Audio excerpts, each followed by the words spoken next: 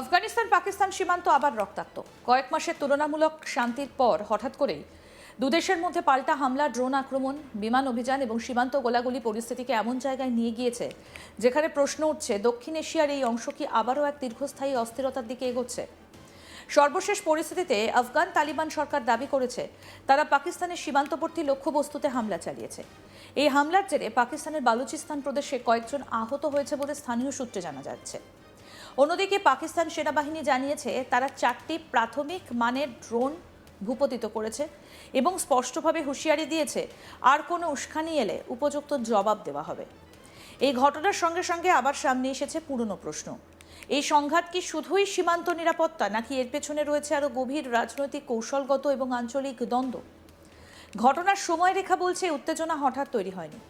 এর ঠিক আগে পাকিস্তান আফগানিস্তানের ভেতরে বিমান হামলা চালিয়েছিল। জাতিসংঘের অনুমান অনুযায়ী সেই হামলায় অন্তত 28 জন সাধারণ মানুষের মৃত্যু হয়েছে। কাবুল দাবি করেছে এই সংখ্যা আরও বেশি। তাদের হিসেবে 36 জন নিহত এবং 160 জনেরও বেশি আহত। পাকিস্তানের বক্তব্য আবার ভিন্ন। তাদের দাবি তারা সাধারণ মানুষ নয়, বরং জিহাদি ঘাঁটি লক্ষ্য করেছিল এবং সেখানে 29 জন সন্ত্রাসী নিহত হয়েছে। এই দুই দেশের তথ্যের মধ্যে যে বিশাল ফারাক, সেটাই এই সংঘাতের সবথেকে বড় সমস্যা। একদিকে সন্ত্রাসবাদ দমন, অন্যদিকে সার্বভৌমত্ব লঙ্ঘন। দুই দেশই নিজেদের অবস্থানকে নৈতিকভাবে সঠিক বলছে, কিন্তু বাস্তব পরিস্থিতি বলছে সীমান্তের সাধারণ মানুষই সবচেয়ে বেশি ক্ষতিগ্রস্ত। গত কয়েক মাসে আফগানিস্তান পাকিস্তান সীমান্তে যে তুলনামূলক শান্তি ছিল, সেটা আসলে ছিল অস্থায়ী বিরতি।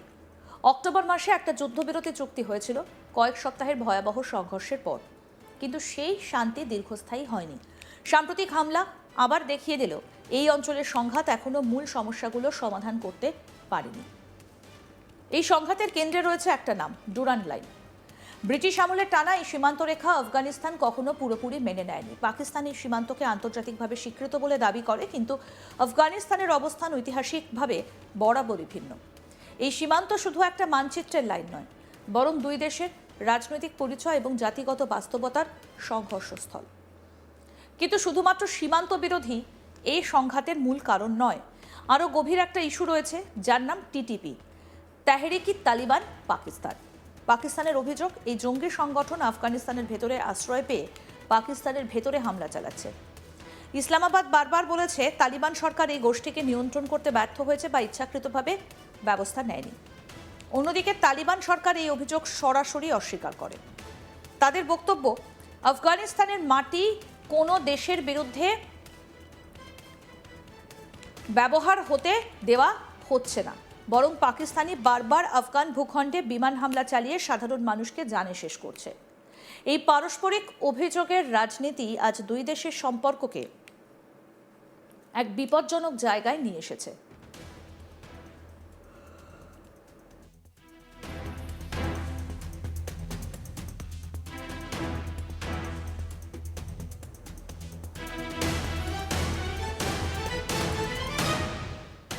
আর এই বিপজ্জনক জায়গায় এসে কূটনীতি প্রায় অকার্যকর হয়ে পড়ছে।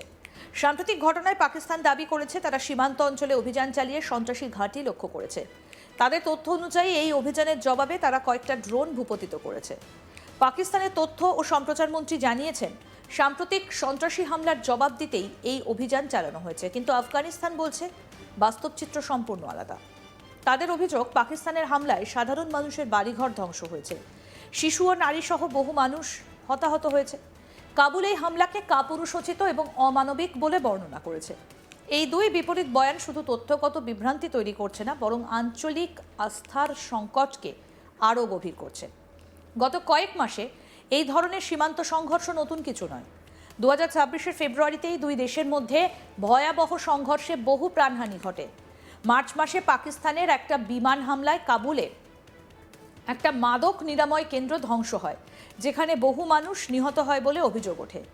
জুন মাসে পাকিস্তান আবার বিমান হামলা চালিয়ে জিহাদি ঘাঁটি লক্ষ্য করে, যার জবাবে আফগানিস্তান দাবি করে সেখানে বেশ কিছু শিশুর জানে শেষ হয়ে গিয়েছে।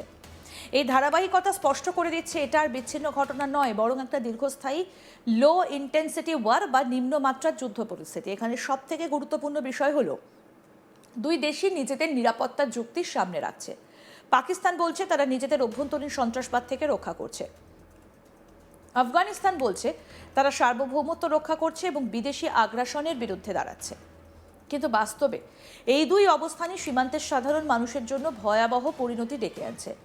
বালুচিস্তান, খাইবার পাখতুনখোয়া এবং আফগান সীমান্তবর্তী অঞ্চলের মানুষ এখন এক অনিশ্চয়তার মধ্যে বাস করছে। কখন গোলাবর্ষণ হবে, কখন বিমান হামলা হবে, কখন ড্রোন আকাশে দেখা যাবে, এটা কেউ জানে না। বহু গ্রাম খালি হয়ে যাচ্ছে, মানুষ ঘরবাড়ি ছেড়ে নিরাপদ এলাকায় চলে যাচ্ছে। এই সংঘাতের আরেকটা বড় দিক হলো মানবিক বিপর্যয়। আফগানিস্তান ইতিমধ্যে বিশ্বের অন্যতম মানবিক সংকটপূর্ণ দেশ। দীর্ঘ যুদ্ধ, অর্থনৈতিক দুরবস্থা, আন্তর্জাতিক নিষেধাজ্ঞা, দারিদ্র্যের কারণে দেশটা ভঙ্গুর অবস্থায় রয়েছে। এর ওপর নতুন করে সীমান্ত যুদ্ধ সাধারণ মানুষের জীবন আরও কঠিন করে তুলছে। পাকিস্তানের অবস্থাও সহজ নয়। অর্থনৈতিক সংকট, রাজনৈতিক অস্থিরতা, অভ্যন্তরীণ নিরাপত্তা, এই সমস্ত সমস্যা দেশটাকে চাপে রেখেছে। এমন অবস্থায় সীমান্তে নতুন সংঘাত ইসলামাবাদের জন্য কৌশলগত ঝুঁকি তৈরি করছে। এই পরিস্থিতিতে আন্তর্জাতিক মহলও উদ্বিগ্ন, কারণ আফগানিস্তান পাকিস্তান সীমান্তে শুধু দুই দেশের বিষয় নয়, এটা মধ্য এবং দক্ষিণ এশিয়ার নিরাপত্তা কাঠামোর একটা গুরুত্বপূর্ণ অংশ। এখানে বড় ধরনের যুদ্ধ শুরু হলে তার প্রভাব পড়বে পুরো অঞ্চলে। চীনের জন্য এই সংঘাত বিশেষভাবে গুরুত্বপূর্ণ। পাকিস্তানে চীনের বিশাল বিনিয়োগ রয়েছে, বিশেষ করে অর্থনৈতিক করিডর প্রকল্পে। সীমান্ত অস্থির হলে এই প্রকল্পগুলো ঝুঁকির মুখে পড়তে পারে। ইরান এবং মধ্য এশিয়ার দেশগুলোও পরিস্থিতি পর্যবেক্ষণ করছে, কারণ এই অঞ্চলের অস্থিরতা সীমান্ত বাণিজ্য এবং নিরাপত্তাকে প্রভাবিত করতে পারে। সবথেকে বড় ঝুঁকি হলো ভুল হিসেব। একটা ছোট ড্রোন হামলা, একটা ভুল বিমানাঘাত বা একটা সীমান্ত সংঘর্ষ খুব দ্রুত বড় সামরিক সংঘাতে রূপ নিতে পারে, কারণ দুই দেশের মধ্যে আস্থা প্রায় শূন্যের কাছাকাছি।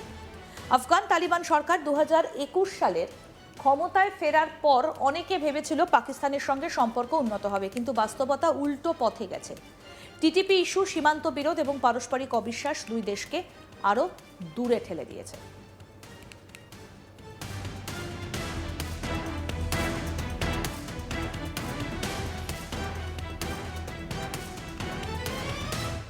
আজকের পরিস্থিতি বলছে এই সংঘাত আর শুধুমাত্র সামরিক নয়, এটা একটা রাজনৈতিক সংকট, কৌশলগত দ্বন্দ্ব এবং আঞ্চলিক নিরাপত্তা সমস্যার সমষ্টি।